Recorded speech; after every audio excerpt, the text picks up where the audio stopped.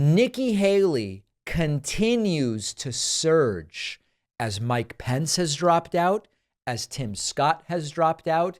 I believe that if it is not to be Donald Trump, Nikki Haley is the only serious Republican primary challenger remaining. Let's look at some of the numbers. As you can see here, Mike Pence is now gone from our chart, I guess we would call it. Tim Scott is still there and will soon be removed.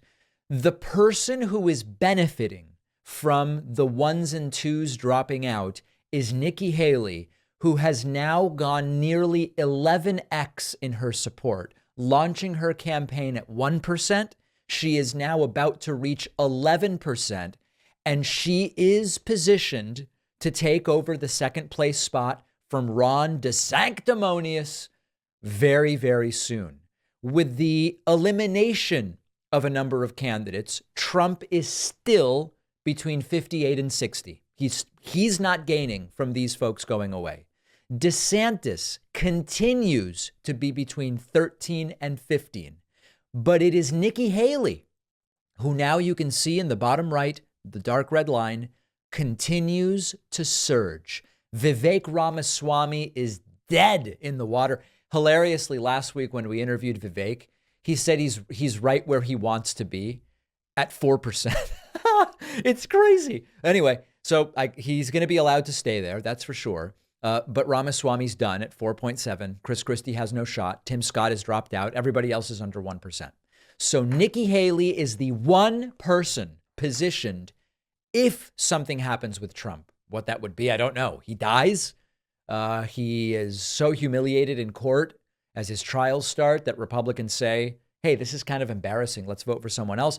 It is only Nikki Haley who I believe is in a position to do something here. Now, what about in early primaries? Well, if you look at the Iowa caucus polling, Nikki Haley is still in third place, but is very close to Ron DeSantis. 17-13, DeSantis is ahead of Haley. Of course, Trump at 47 in the state of Iowa.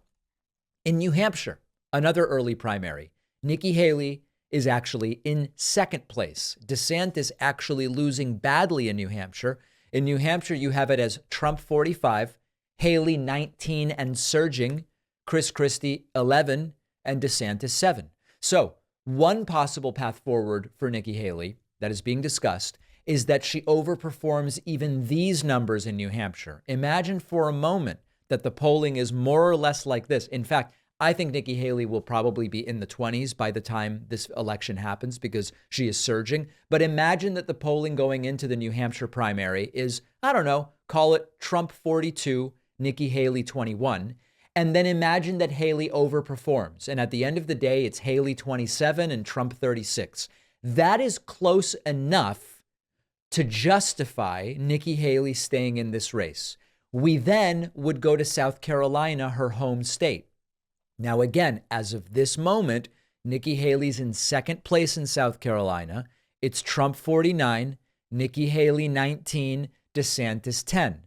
However, that includes 9 points for Tim Scott because we don't have polling from South Carolina yet that involves Tim Scott leaving the race.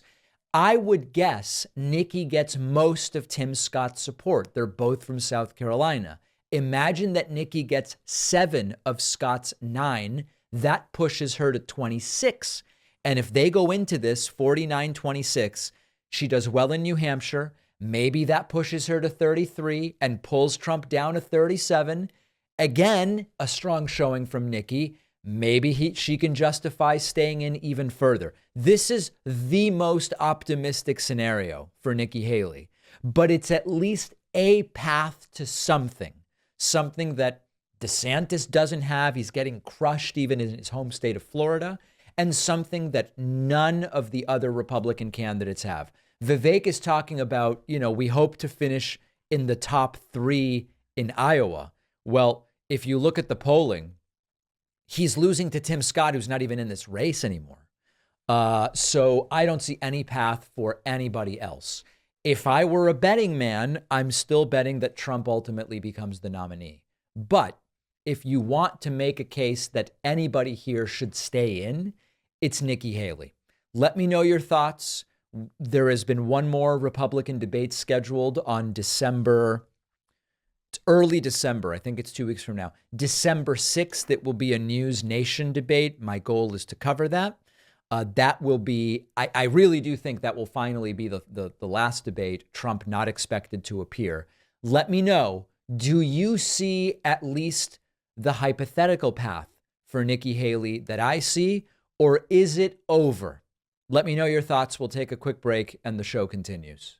So I wrote another book for kids. The first book was Think Like a Detective. The point of the first book was to teach kids critical thinking, which Republicans don't want them to learn, because when kids learn critical thinking, they don't vote for Republicans. The new book is Think Like a Scientist. This is a fun adventure teaching kids the scientific method. Again, Republicans aren't big on kids learning the scientific method, because when they do, they're less likely to fall for Republican lies about climate change and vaccines and so many other things. You can get the new book as well as the first one at davidpakman.com/book. This is part of the Adventures in Thinking series.